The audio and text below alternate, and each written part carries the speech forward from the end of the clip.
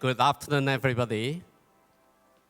行安，如果你哋唔講嘢，我唔知道有冇人喺度啊。So good afternoon. Okay, thank you. 係啦 because I cannot see you, but I can hear you. So welcome, and it's my pleasure to come here and facilitate this afternoon's session on open collaborative innovation. And I studied at Hong Kong University before, and I have been working with Oxfam, and now I have started some social business in environmental concerns, Carbon Care Asia, and also another one called Carbon Care Inno Lab, okay? There will be many labs here. So what we did was to promote concerns for climate change and innovative solutions. I was in Paris for the Climate Change Summit last December. So I'm glad that we can share some of the things that people are doing here. So I want to, first of all, say, give you some logistic information. So if you have got the translating machines, channel 1 is 廣東話 Cantonese, and channel 2 is 普通話. Channel 3 is English. And then if anyone who needs a Cantonese description, audio description, then you can raise your hands and colleagues, staff will give it to you. I have one here, so I can hear your actions described to me. So, however, I of course prefer to hear your voice and say and others, okay, and actions as well. So now, what we will be doing this afternoon is we have two excellent young people coming to share with us. Liz Barry from Public Lab in United States, and also He Shan from Greennovation in China. So one of the most challenging thing, most exciting thing is that they will collaborate on a project, and they will share with you afterwards. So stay tuned. First of all, we want to invite Liz to share with us first. Liz, Public Lab, as you have read it in the program materials, has a mission of promoting citizen-level collaborations in scientific solutions to problems that we meet in our backyard, or front yard, okay? So I won't go into detail because Liz is the best person to tell us what their organization is doing, what she wants you to know. So may we now invite Liz, so give her a welcome. Okay.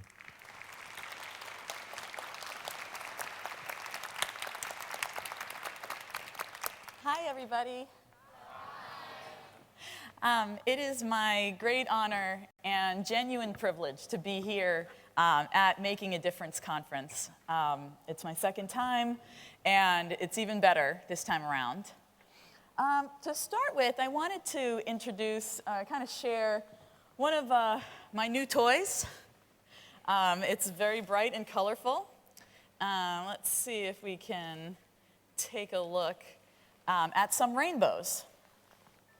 So, when we're using a device to look at light at its component wavelengths, we can realize that in this LED light bulb, there's actually red, green, and blue light. Now, when we switch to a compact fluorescent bulb, if I can point this thing properly, Oh, live demos.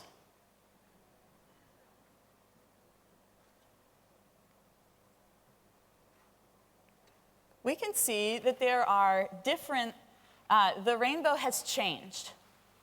The main point of this is showing that we're actually seeing the element mercury that's releasing energy after the electricity is run through the light bulb. And that is a characteristic that lets us identify that material.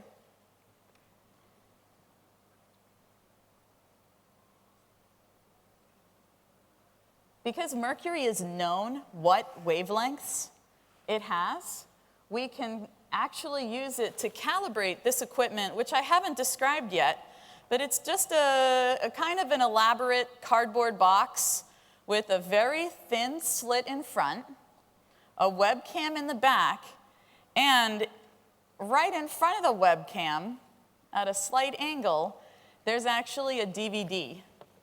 How is a DVD useful in this scenario? Well, we can actually take it, and now it may seem strange to destroy nice things like this, but actually it's for science. So you actually just take a scissors and cut straight through it, and take advantage of the fact that a DVD has so many small, thin lines. It can work to split this light beam into the rainbow. So when you try this at home, which I do advocate, you can cut yourself a little slice and peel it apart on the edges. You take off the opaque part, and you're left with a part that you can see through and that the light can pass through.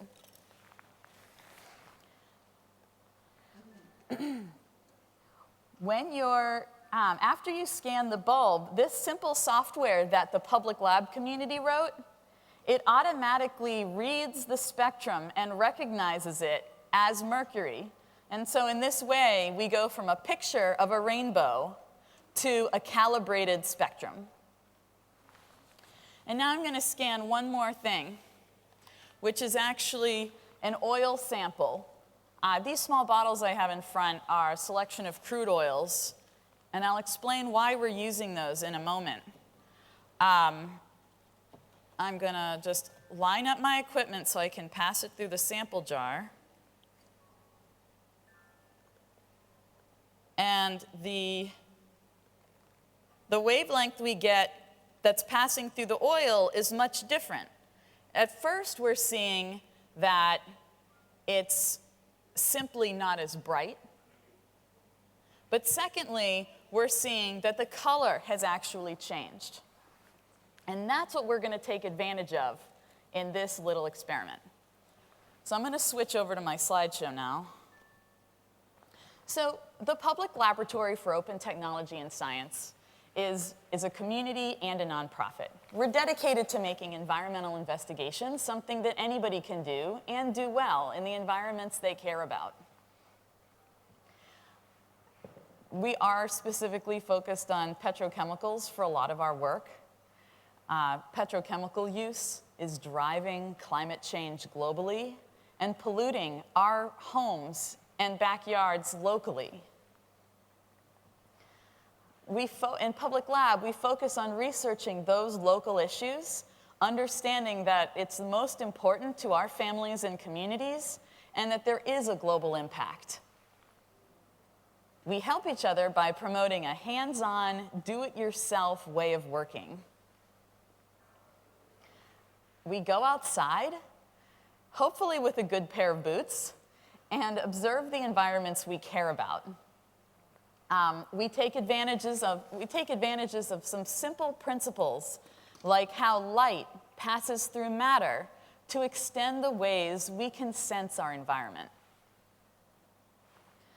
A simple observation well known in science is that oil will fluoresce or glow under ultraviolet light. And different oil fluoresces differently. To add to that insight, we needed a simple paper container to hold this laser pointer at this sample so that we could cause it to glow and be read by the spectrometer. And so we made a kit, which is now distributed, something like this, that you can fold up yourself with that DVD that you'll cut apart and a webcam. Oh, and on this kit, you can read, there's links to the actual people whose work contributed to figuring out how long should the box be? What's the best angle of the camera? And what about that slit? How thin or how wide? Are DVDs really accurate enough? All of those questions have been explored by people just like you, having a hobby, but contributing so that the whole world can learn from this open source knowledge. Now it's something called an oil testing kit. It's a global collaborative experiment. People around the world have received these pre-packaged oil samples. We know they're all the same. When you get them, you put them into a small container and scan them with your own equipment. This chart is showing that every grade of oil is reading slightly differently, and we're beginning to build up a database of known oil. This technique is also being applied to food oil. I know there's a lot of lines on this screen, but the highest one, the blue line, is 100% olive oil.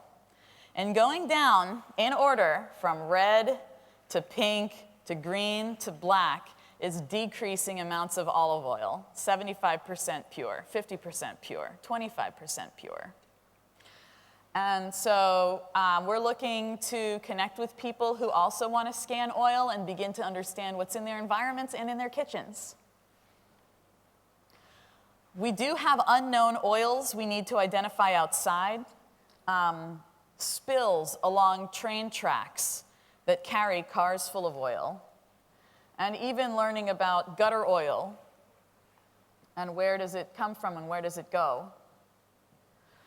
The equipment is also being used in a different way to try to see farther away, to identify what is being burned in smokestacks across the fence from where people are living. And inside the home, this technique was used to scan different soap products and figure out which one was irritating the baby's skin. So, zooming out a little bit from this investigation into oil, the public laboratory is a worldwide community with a global focus. We use simple activities that we can do outside, such as fly a very large kite on a very long string with a very small camera, so that we can each better understand our environments and know what kind of changes to advocate for. For example, this is one of our earliest projects, and I've shown this before at MaD, when after the British petroleum oil spill in the Gulf of Mexico, the airspace was closed by the government. And actually, it was just regular people and fishermen on boats getting together to capture this first imagery of the oil sheen. Because airspace was closed, no journalists had access to real information, and media outlets around the world carried this, and to this day, it's still in court. In contrast, the data released by the government was of low resolution, and it left people with many questions. So when we could supplement the data with these high-resolution photos, we could see a number of things. For instance, in this case, we see the shoreline, which would normally be the color of sand, is now the color of oil and tar. And the white line was an absorbent material designed to stop the tar from reaching the shoreline. But in fact, there's no tar stuck to the material, and all of it is on the shoreline. Public Lab makes it simple for you to collect your own information, such as once you have an aerial photograph, you can simply upload it on top of an existing web map and position the corners to fit exactly. If you're using a drone and it has additional location information, it will automatically stitch it for you. And we release formats that are compatible with the databases and scientific formats used by industry and government. People around the world are now making maps, and it has also been strategic to begin contributing data to large providers such as Google, and actually overwriting the corporate data with local stories. To make sure everyone has access to it, we also print posters 4 times a year with the maps on the front and the community stories on the back on actual paper, and we distribute them physically around.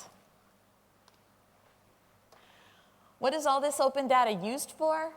Well, mostly it's used to advocate for better environmental management. It helps citizens and government work together to improve our environmental practices.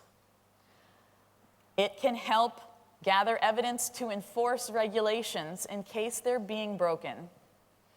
And it can also serve as evidence in court. These 2 examples, the spectrometer and the aerial mapping, are just some examples of all the community-created open source projects in Public Lab. There are many. Innovation continues in Public Lab because as soon as one person learns how to do something, they publish it. Other people learn from it, and the way we have agreed to work each other is that anything new that is developed on something that's already been published open source will itself be published and add to the growing knowledge commons for everyone's benefit.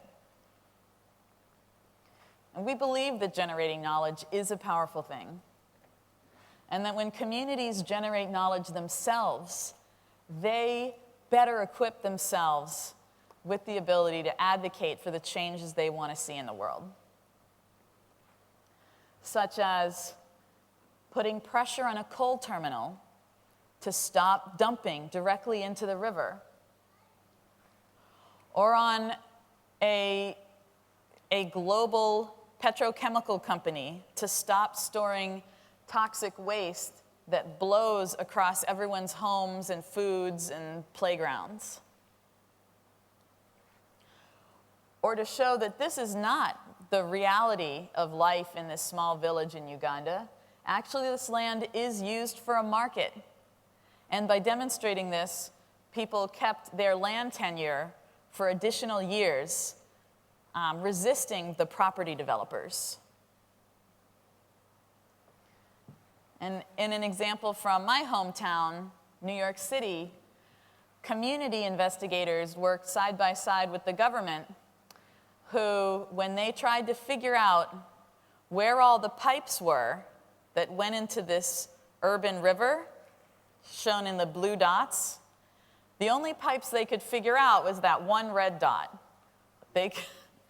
And so here come the locals in canoes and kayaks with infrared cameras, investigating plumes, looking behind walls, identifying where clean water is also still flowing, backing up their investigations with other community tests of bacteria counts in the water, and eventually convincing the federal government that an additional city block had to be converted to wetlands.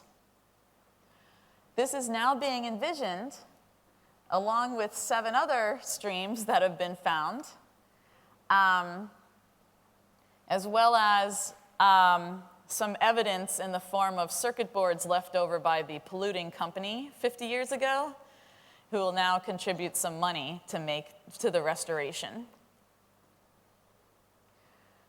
The community is continuing to help with the restoration. Where can new wetlands be built in this urban river? By using non-toxic food dye, we can see the currents in the river and see where the sand has the best chance to survive and grow plants.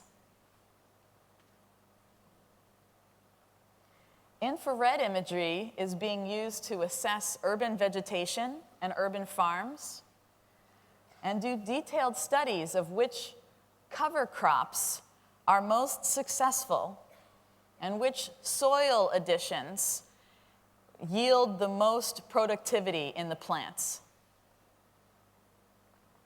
In cases where invasive species are clogging up a lake, you can take an aerial picture and process it to differentiate between 2 species and know where you have to concentrate your cleanup efforts.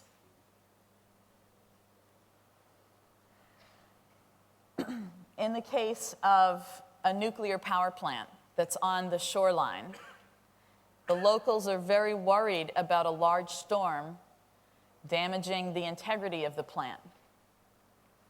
But there's no laws making it illegal to have a nuclear plant on the ocean side.